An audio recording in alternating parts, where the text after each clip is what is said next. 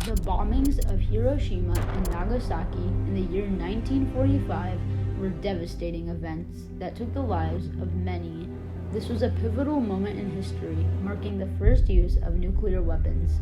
The world remembers the bombings as they altered the course of history, completely changing World War II and the fate of the world in the 40s.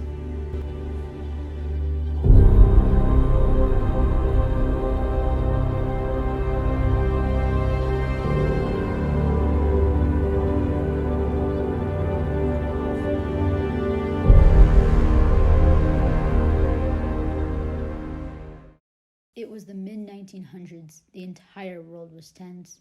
Adolf Hitler's invasion of Poland in September 1939 drove Great Britain and France to declare war on Germany. The countries Germany, Italy, and Japan, known as the Axis powers, were fighting against the Allied powers, or the countries France, Great Britain, the United States, and the Soviet Union. Little did all the countries know that this would go on for the next 6 years. The bombings of Hiroshima and Nagasaki were a major turning point in history due to the substantial number of casualties and destruction. Though the development of the bomb broke many barriers in science and technology, even though the purpose of the bomb was to end World War and save many lives, instead it put countless lives in danger. The bombings of Hiroshima created enough tension to cause the end of World War II. On December 1941, Japan bombed USA on Pearl Harbor, causing the US to officially join World War II. US operatives reported that Hitler was working on a bomb that could destroy whole cities. The US had to do something and do it fast. So in June 1942, they started the Manhattan Project, where they would create the first ever nuclear weapon. A weapon that could later create so much destruction that the opposing countries had to surrender to the Allied forces. The Manhattan Project was the code name for an effort to develop a functional atomic weapon during World War II. Many brilliant minds, such as Julius R. Oppenheimer and Enrico Fermi, were brought together to create this bomb. Most of the work for the project was done in Los Alamos, New Mexico, Hanford, Washington, and Oak Ridge, Tennessee. The project scientists were working with great haste because of the race to make the bomb against the Axis powers. In the end, the Allied powers won that race, and on June 15, 1945, the two atomic bombs, Fat Man and Little Boy, were fully developed. It says, "Now I am become death, the destroyer of worlds." I suppose we all thought that, one way or another. Julius Robert Oppenheimer was known as the father of the atomic bomb because of his work towards its creation. Oppenheimer oversaw the work on the bomb in the Los Alamos laboratory. He was chosen for this position as he was a profound theoretical physicist who was already working on the ability of the creation of the atomic bomb. Enrico Fermi was the lead scientist that led the development of the first nuclear reactor at the laboratory at University of Chicago. He was then recruited by Oppenheimer in the Los Alamos laboratory, and Fermi became the associate director there. After the recruitment, Fermi then conducted early work and research to develop the atomic bomb. Finally, in 1943, the atomic bomb was fully developed. On June 16, 1945, the atomic bomb was then tested at Jornada del Muerto, a plain 200 miles away from Los Alamos. The bomb was then detonated and could be seen as far away as 200 miles away from the test site. The after effects of the bomb were 2 times bigger than expected, but nonetheless, the same type of bomb was still used later in the World War on Hiroshima and Nagasaki.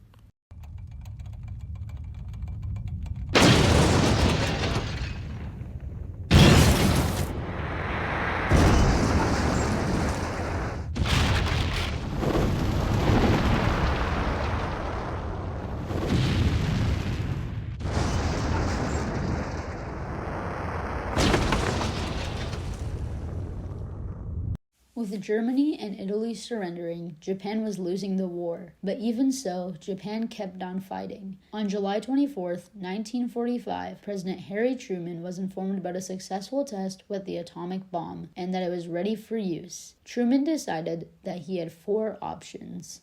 The first option was to invade Japan. A ground invasion was too risky as there was a lot more Japan could do if we were fighting in their own territory. Truman believed that a ground invasion was not worth the risk and lives. A second way was to deploy the bomb in an isolated area. The idea behind this was to demonstrate the bomb's power, hopefully scaring Japan into surrendering. The problem with this is that they could not be sure what the reaction of Japan would be to this threat. Would this encourage them to fight harder? Maybe or maybe not. So this could not be done. Another option was to bomb Japan with conventional bombs. Conventional bombs are bombs that do not use nuclear energy.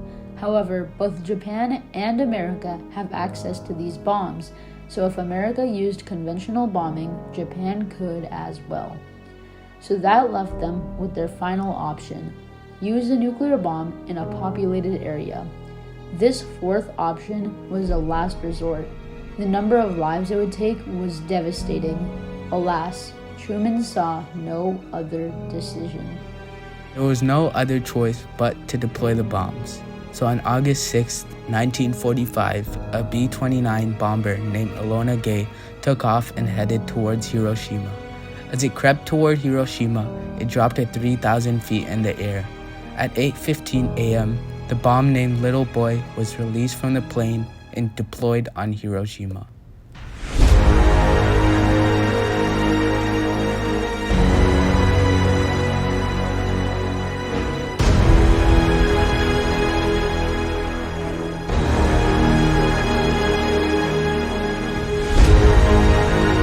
Three days later, August 9th at 11:05 a.m., another nuclear bomb, Fat Man, was dropped on Nagasaki.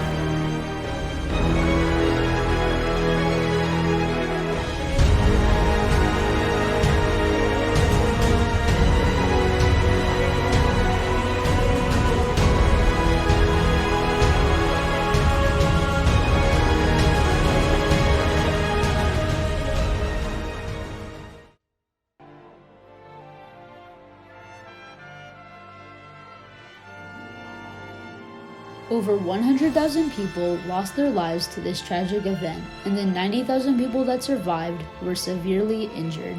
It takes 10 seconds for a nuclear bomb to reach its maximum size, but the effects last for generations.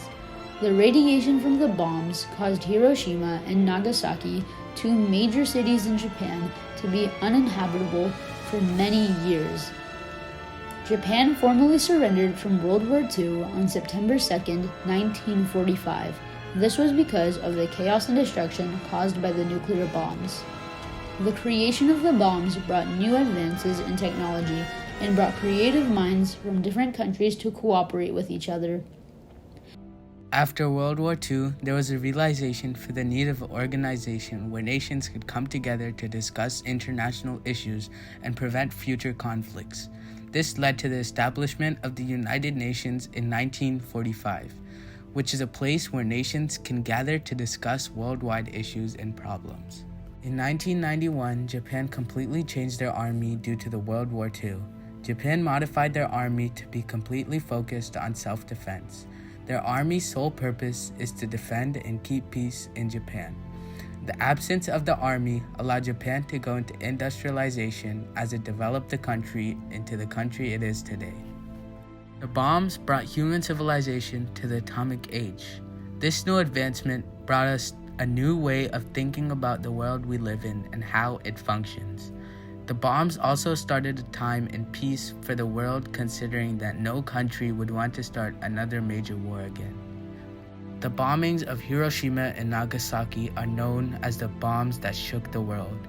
If the atomic bombs were not dropped on Japan, the war would have kept going on, causing many soldiers and civilians to die to the war, leading to millions of casualties, more than the number of casualties that the atomic bomb caused.